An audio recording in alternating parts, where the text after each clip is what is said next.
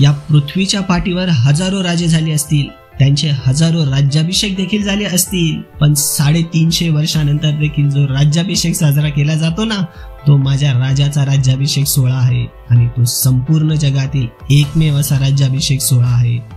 हवेत झेप घ्यायची असेल तर पक्षासारखं बळ हवं, दरीत झेप घ्यायची असेल तर आकाशा एवढं धाडस हवं, पाण्यात उडी घ्यायची असेल तर माशासारखी कला हवी आणि साम्राज्य निर्माण करायचं असेल तर शिवबासारखं काळीज हवं.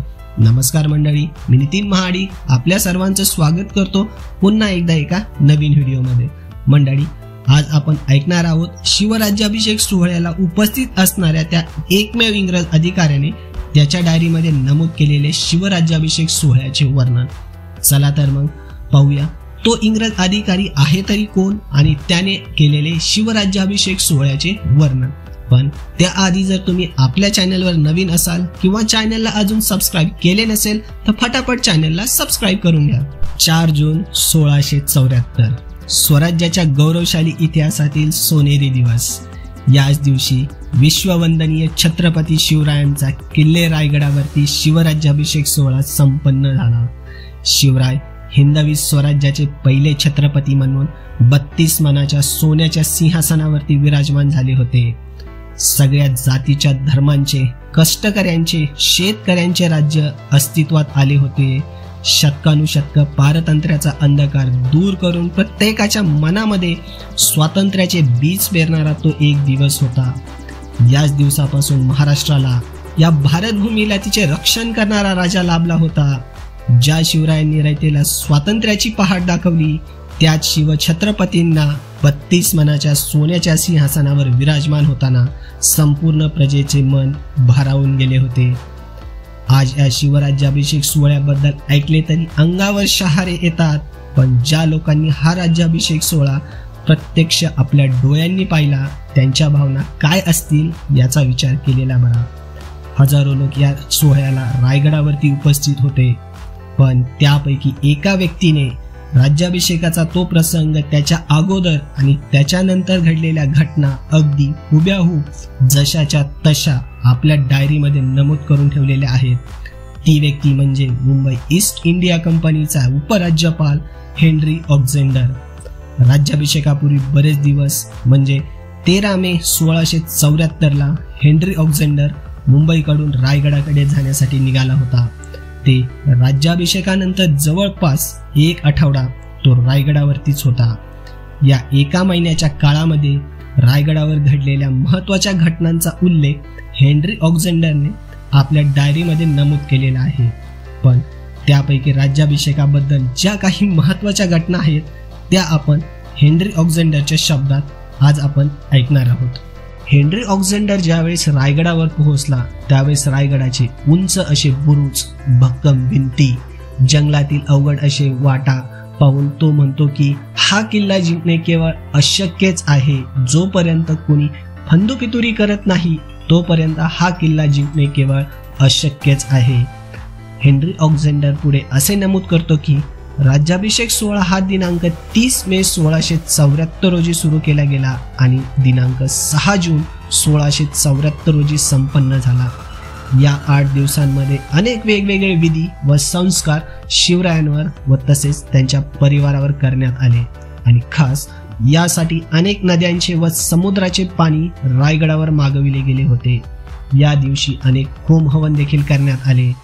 हे सगळे सोहळे, विधी, संस्कार संपन्न झाल्यानंतर अखेर दिनांक 6 जून 1674 पहाटे ज्येष्ठ शुद्ध त्रयोदशी शके 1596 सूर्योदयाच्या 3 घटिका पूर्व शिवाजी महाराज, सोयरा राणीसाहेब आणि शंभूराजे आपल्या सिंहासनावरती विराजमान झाले. संपूर्ण दरबार शिवरायांना वाकून सलाम करत होता, नजराने देत होते आणि सर्वांचा ऊर अभिमानाने भरून आला होता. डोळ्यांतील अश्रूंमुळे सर्वांच्या डोळ्यापुढील दृश्य पुसट झाली होती. इतिहासातील एक अद्भुतपूर्व सोहळा संपन्न झाला होता आणि जिजाऊंच्या छायेत वाढलेला, मावळ्यांमध्ये मस्ती करून, खेळ करून स्वराज्याची स्वप्न स्वतःसोबत त्यांच्याही मनामध्ये जागविणारा रयतेचा प्रेमळ, गणवाळू आणि आपल्या सर्वांचा लाडका शिवबा या दिवशी श्रीमान श्रीमंत क्षत्रिय कुलावसंत छत्रपती शिवाजी महाराज झाले होते. हेनरी ऑक्झेंडर हा इंग्रज अधिकारी आपल्या डायरीमध्ये नमूद करतो की आम्ही पाहतो राजे आपल्या भव्य सिंहासनावरती विराजमान झाले होते. त्यांच्याजवळ मूल्यवान पोशाख केलेले संभाजीराजे, पेशवा, अष्टप्रधान व अनेक ब्राह्मण देखील उभे होते. आम्ही आणलेला नजराणा देण्यासाठी नारोजी पंडितांनी आम्हाला पुढे केले व शिवरायांनी आम्हाला सिंहासनाच्या पायरीशी येण्याचा हुकूम केला आणि आम्ही जाताच आम्हाला पोशाख देऊन आम्हाला रजा दिली. त्या सिंहासनावरील खांबावर अनेक राजसत्तेची चिन्हे आम्ही पाहिली. एका मूल्यवान भाल्याच्या टोकावर समपातळीत एका सोन्याच्या तराजूची परडी न्यायचिन्ह म्हणून शोभत होती. गडावरील राजवाड्याच्या बाहेर आम्ही पाहतो तर 2 भले मोठे हत्ती उभे केलेले होते आणि 2 पांढरे शुभ्र घोडे देखील उभे होते. गडाची वाट इतकी बिकट असताना हे हत्तीसारखे विशाल प्राणी गडावर कसे आणले असावेत हा प्रश्न आम्हाला पडला होता. हेनरी ऑक्झेंडर जसा राज्याभिषेकाच्या कार्यक्रमाला उपस्थित होता त्याने आपल्या डोळ्यांनी राज्याभिषेकाचा सोहळा जसा पाहिला होता तसाच आणखी एका व्यक्तीने हा संपूर्ण राज्याभिषेकाचा सोहळा आपल्या डोळ्यांनी पाहिला होता. त्याचे वर्णन त्याने पुढच्या काही वर्षानंतर करून ठेवले होते आणि ती व्यक्ती म्हणजे कृष्णाजी अनंत सभासद.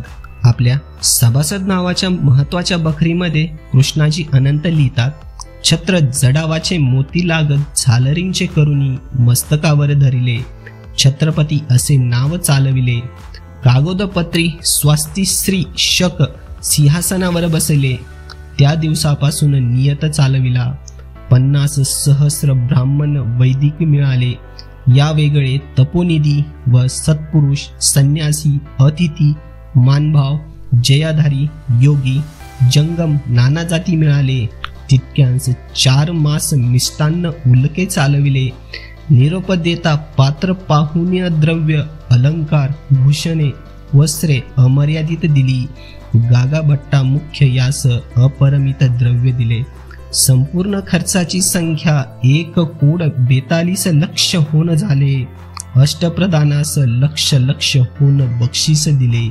त्याखेरीज 1 हत्ती घोडा वस्त्रे अलंकार असे देणे दिले. येणेप्रमाणे राजे सिंहासनावर रूढ झाले. या योगी सर्व पृथ्वीवर मच्छ बादशहा मराठा पातशाह तेवढा छत्रपती झाला. ही गोष्ट काही सामान्य नाही. मराठी पातशाह एवढा छत्रपती झाला ही गोष्ट काही सामान्य नाही. या शेवटच्या ओळीमध्ये, या एकाच शेवटच्या ओळीमध्ये संपूर्ण राज्याभिषेकाचा मर्म, त्याचे वर्णन, त्याचे महत्त्व, त्याचा इतिहासातील स्थान कृष्णाजी अनंत सभासदांनी अधोरेखित करून ठेवलेले आहेत. या व्हिडिओमध्ये उल्लेख केलेला हेनरी ऑक्झेंडर याची नोंदणी इंग्लिश रेकॉर्ड्स ऑफ शिवाजी या ग्रंथामध्ये संपादित करण्यात आलेली आहे. त्याचबरोबर सभासद यांनी केलेले वर्णन सभासद बखर यामध्ये उपलब्ध आहे. हा व्हिडिओ जर तुम्हाला आवडला असेल तर आम्हाला कमेंट करून अवश्य सांगा. तसेच व्हिडिओला जास्तीत जास्त मित्रांपर्यंत शेअर करा आणि अजून जर तुम्ही आपल्या चॅनलला सबस्क्राईब केले नसेल तर चॅनलला लगेच सबस्क्राईब करून घ्या. पुन्हा भेटूया पुढच्या व्हिडिओमध्ये. तोपर्यंत जय महाराष्ट्र, जय शिवराय.